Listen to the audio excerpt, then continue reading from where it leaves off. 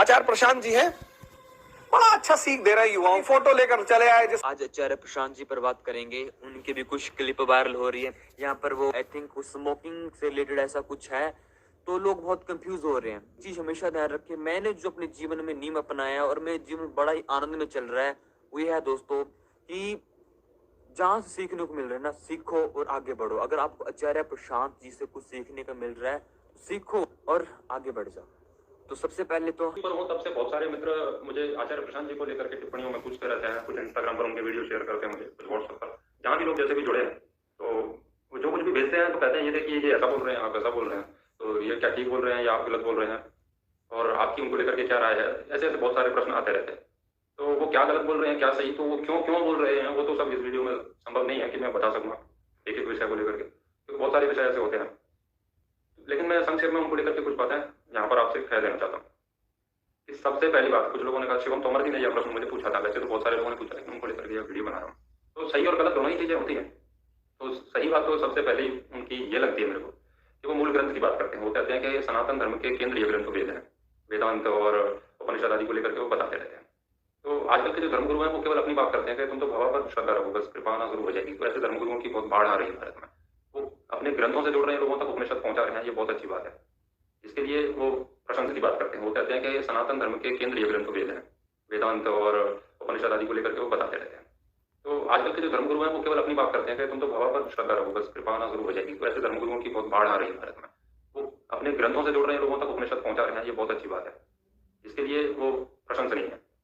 दूसरी बात, वो पाखंड के बहुत विरोध में है। तो धर्म के नाम पर कुछ भी पाखंड आडंबर फैलाते हैं लोग, तो वो ऐसा नहीं कर रहे हैं कि कहीं भी कोई भी प्रतिमा स्थापित करके और वहां पर पता नहीं क्या क्या उसकी आड़ में करवाया जा रहा है। संस्था की ओर से यही कहना है कि आप देखिए ना कि आप आचार्य जी से क्या सीखना चाहते हैं। सीखने वाली बात नहीं है भैया, हम फैक्ट चाहते हैं। मतलब वो फोटो ठीक है या मतलब वो एडिट है? फोटो ठीक है, फोटो ठीक है, मतलब ये सिगरेट और फोटो ठीक है, ठीक है, ये संस्था के व्यक्ति कह रहे हैं जो उनके साथ रहते हैं, शराब पीते हैं। हाँ वो उनकी पर्सनल चीज है ना, वो उनकी पर्सनल चॉइस है। मतलब अभी भी करते हैं ना ये? हाँ वो करते होंगे कि है?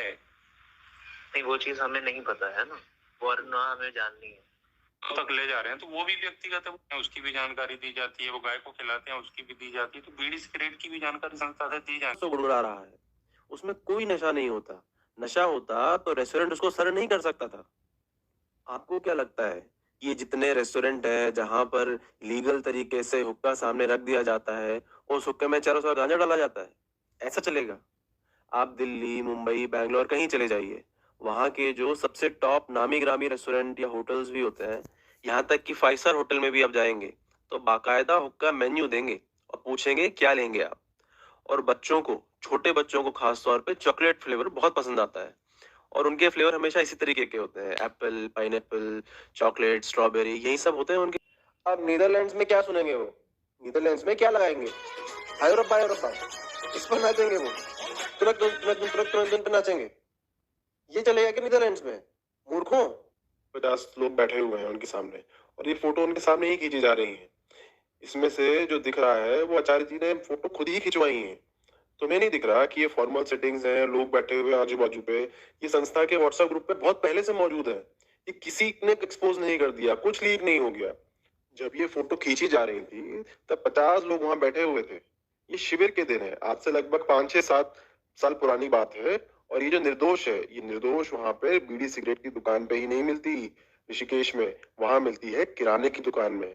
और एक बात और बताएं, ये कई बार तो वहां पूजा पाठ की सामग्री की दुकानों में भी मिलती है, क्योंकि ये एक आयुर्वेदिक मेडिसिन है। ये पूजा पाठ आपको मैं बताता हूँ, जैसे बेचारा अगर 9 to 5 जॉब कर रहा है, अपना पूरा लगन से काम कर रहा है, मेहनत कर रहा है, तो उसमें कहते हैं देखो तुम्हारी जिंदगी क्या है, तुम 9 से 5 9 to 5 नौकरी कर रहे हो, जिंदगी भर यही करते रहोगे क्या? इसीलिए तुम आए थे। अब ये सुन के उसने अपनी 9 to 5 जॉब छोड़ दी, कुछ और करने लगा। अरे देखो तुमने नौकरी छोड़ दी, तुम निठल्ले बैठे हो, जापान को देखो, वहां पे लोग कितने हैं। वही अगर ऐसी हरकत कर रहे हैं, वही अगर नहीं सुधर रहे हैं, वही अगर इतनी कुटिलता है, चालाकी है, तो दूसरे क्या सुधरेंगे? आप इस वहम में मत रहो कि आचार्य जी को कुछ पता नहीं रहता, उन्हें सब कुछ का जानकारी रहता है।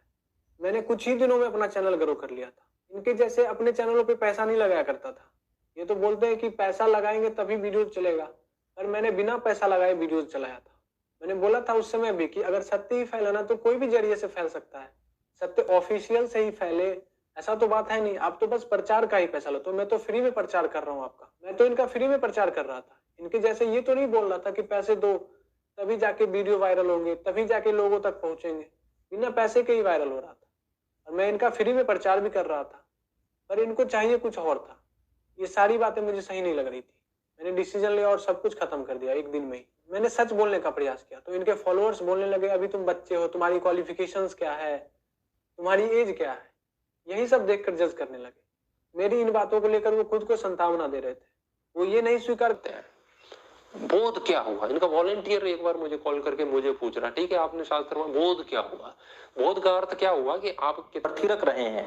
यदि आप हुक्का ले रहे हैं, हो सकता है आप नशे ले रहे हो सकता है आप धूम्र चिकित्सा कर रहे हो। बहुत सारी धूम्र चिकित्साएं तो मुगल काल से चली ही आ रही हैं। हमारे अड़ोस पड़ोस में भी तंबाकू, नशे वाला तंबाकू लेकर के उसको चिकित्सा का नाम दे करके भी लोग करते हैं कि कोई भी कार्य उनको सामाजिक करने से बचा जाए, क्योंकि लोग अगर आपको फॉलो कर रहे हैं तो उनको दिक्कतें होंगी। सन्यासी थोड़ी होता है, हर आदमी शंकराचार्य थोड़ी है।